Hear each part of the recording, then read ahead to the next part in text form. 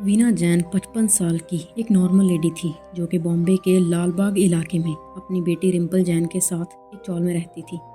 वीना पिछले काफ़ी सालों से HIV पॉजिटिव थी, जिस वजह से उनकी तबीयत बहुत ज़्यादा ख़राब रहती थी एंड उनके लिए डे टू डे लाइफ के नॉर्मल काम करना भी काफ़ी मुश्किल भरा काम था। वीना के हस्बैंड कई साल पहले ही साल 2000 में ही गुजर चुके थे एंड उनकी मौत की वजह भी यही थी that he was HIV positive.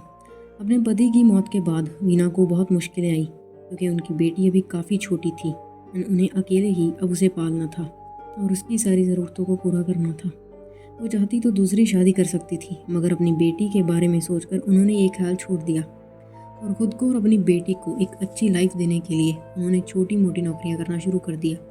क्योंकि वो ज़्यादा पढ़ी लिखी नहीं थी कि उन्हें कोई ढंग की जॉब मिल पाती, तो उन्हें जो भी छोटा मोटा काम मिलता वो कर लेती एंड एट टाइम्स उन्होंने एक साथ दो जॉब्स भी करी। अब वीना जी के 4 भाई भी थे और वीना के पति की मौत के बाद उन्हें बहुत चिंता थी कि वीना अब अकेले अपनी बेटी को कैसे पालेगी। इसीलिए वो चाहते थे कि वीना दोबारा शादी कर ले, लेकिन जब वीना नहीं मानी तो उन्होंने डिसाइड किया कि वो अपनी बहन को ऐसे बेसहारा नहीं छोड़ सकते। And then they told Veena कि अब से उसे काम करने की कोई ज़रूरत नहीं है, वो सिर्फ अपना और अपनी बेटी का ख्याल रखे। उसे खर्च के लिए जितने पैसों की ज़रूरत होगी वो लोग बारी बारी से हर महीने उसके घर पहुंचा दिया करेंगे।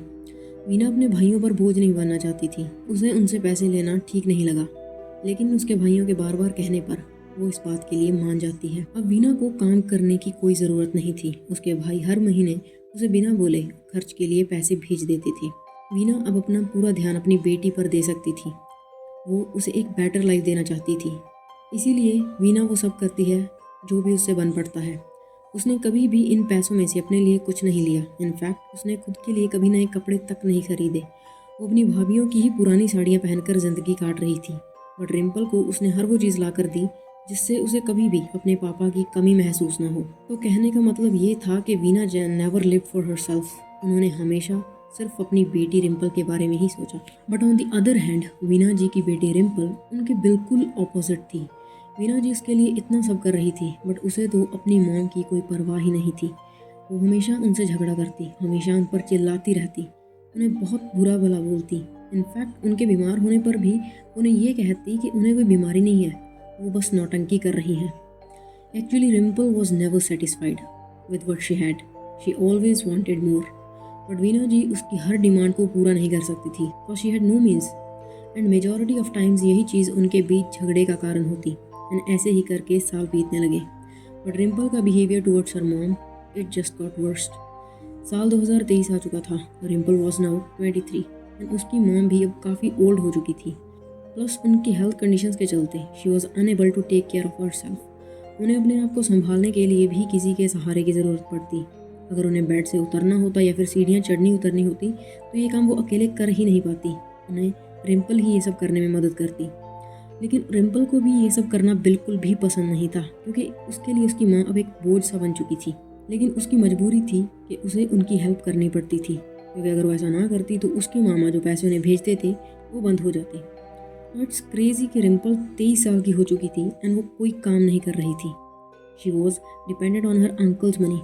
उसे पता था कि जब तक उसकी मॉम जिंदा है उसे मुफ्त में यूं ही खर्चने के लिए पैसे मिलते रहेंगे, and that was the only reason कि वो अब तक अपनी माँ के साथ रह रही थी। इसके अलावा रिम्पल का एक बॉयफ्रेंड भी था जिसका नाम बॉबी अमजद अली बताया जा रहा है, जो कि उन्हीं के चौल के नीचे वड़ा पाव का एक स्टॉल लगाता था।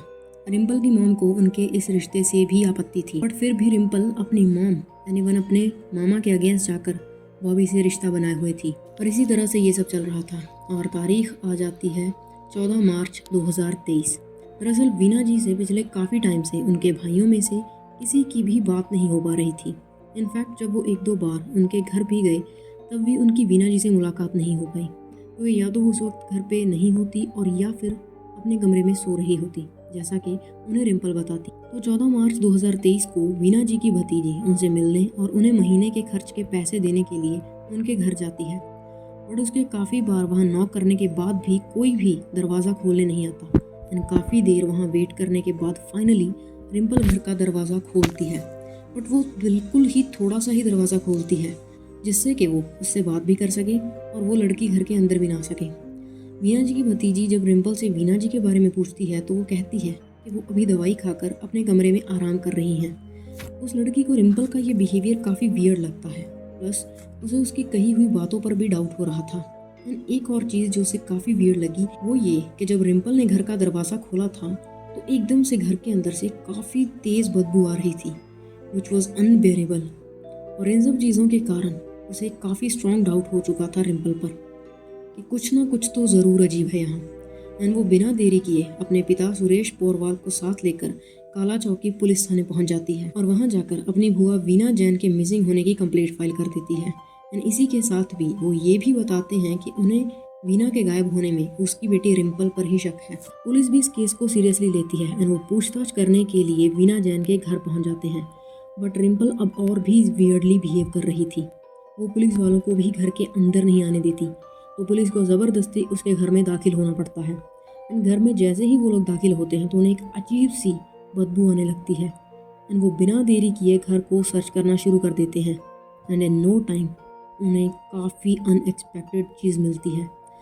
दरअसल घर में मौजूद एक पानी की टंकी में से उन्हें किसी इंसान की कटी हुई आधी लाश मिलती है, जो कि काफ़ी ज़्यादा बुरी हालत में थी। एंड इसके अलावा भी उन्हें घर में और सर्च करने पर एक अलमारी से एक लाश के हाथ और पैर पॉलीथीन के बैग्स में लिपटे हुए काफ़ी बुरी हालत में मिलते हैं।